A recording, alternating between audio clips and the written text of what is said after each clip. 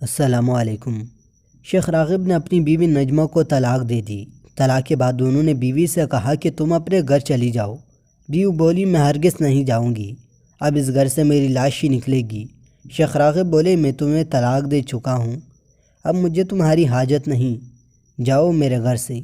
بیوی بولی نہیں میں نہیں جاؤں گی، آپ مجھے گھر سے نہیں نکال سکتے، جب تک میں عدت پوری نہ کروں تب تک میرا خرچہ بھی آپ کے ذمہ ہے۔ شیخ راغب بولے کہ تو ڈرٹائی ہے، جسارت ہے، بے شرم ہے۔ بیوی بولی آپ اللہ تعالیٰ سے زیادہ ادب سکھانے والے تو نہیں ہیں کہ آپ نے اللہ تعالیٰ کا یہ فرمان نہیں پڑھا؟ اے نبی اپنی امت سے کہو کہ تم اپنی بیویوں کو طلاق دینا چاہو تو ان کی عدت کے دنوں کے آغاز میں انہیں طلاق دو اور عدت کا حساب رکھو اور اللہ سے جو تمہارا پروردگار ہے ڈرتے رہو، نہ تم انہیں ان کے گھروں سے نکالو اور نہ انہیں تکلیف دو، اور ہاں یہ اور بات ہے کہ وہ کلی برائی کر بیٹھیں، یہ اللہ کی مقرر کردہ حدیں ہیں۔ جو شخص اللہ کی حدوں سے آگے بڑھ جائے اس نے یقیناً اپنے اوپر ظلم کیا۔ تم نہیں جانتے شاید اس کے بعد اللہ تعالیٰ کوئی نئی بات پیدا کر دے۔ شیخ راغب غصے میں اپنا کپڑا اجاڑا اور یہ بڑبڑاتے ہوئے گھر سے نکل گئے۔ اللہ کی قسم اس عورت نے تو آج عاجز کر کے رکھا ہے۔ بیوی مسکرا کر ہی رہ گئی، کچھ نہیں بولی، اپنا حوصلہ مضبوط رکھا۔ اب جان بوجھ کر بیوی نے روزانہ یہ معمول بنا لیا کہ کمرے میں روم فریشر سے اسپرے کرتی، آخر میں خود بھی سجتی، خوشبو لگاتی اور گھر کے اندر شیخ راغب کے آنے جانے کے راستے میں بیٹھ جاتی۔ شیخ صاحب 5 دن سے زیادہ صبر نہ کر سکا اور پھر انہوں نے زبان سے نہیں بلکہ عملی طور پر بیوی سے رجوع کر لیا۔ ایک دن بیوی نے ناشتہ بنانے میں کچھ تاخیر کر دی۔ شیخ راغب نے غصے میں کہا یہ تمہاری طرف سے میرے حق میں کوتاہی ہے، یہ مومن عورت کا سلوک نہیں۔ بیوی بولی اپنے مومن بھائی کے کام کو 70 مرتبہ بلائی پر محلول کرنا چاہیے۔ نیک گمان رکھنا انسان کی بہترین صفات میں سے ایک ہے۔ جو شخص لوگوں کے ساتھ اچھا گمان رکھتا ہے وہ ان کی محبت حاصل کر لیتا ہے۔ شیخ راغب بولے یہ سب کہہ دینے سے تمہارا جرم کم نہیں ہو جائے گا، کیا تم چاہتی ہو میں بغیر ناشتے کے گھر سے چلا جاؤں؟ بیوی بولی حقیقی مومن کی صفت یہ بھی ہوتی ہے کہ اللہ تعالیٰ اس کی قسمت میں جو لکھا ہے اس پر قناعت کرے، اگرچہ تھوڑی ہی ہو۔ رسول اللہ صلی اللہ علیہ وآلہ وسلم فرماتے ہیں وہ شخص کامیاب ہو گیا جو اسلام لایا، اسے اس کی ضرورت کے بقدر روزی دی گئی اور اللہ تعالیٰ نے جو کچھ اسے دیا اس پر قناعت کی بھی توفیق دی۔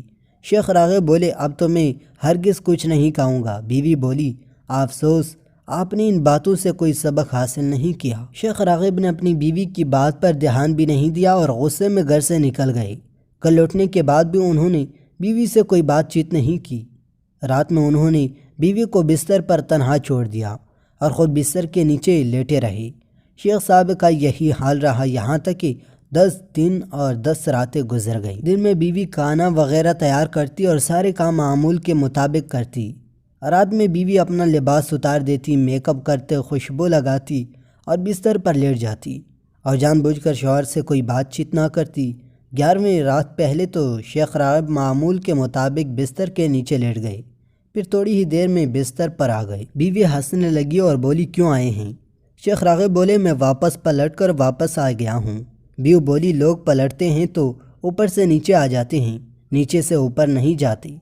شیخ نے مسکراتے ہوئے کہا یہاں بستر پر جو مقناطیس ہے اس میں زمین کی قوت کشش سے زیادہ پاور ہے۔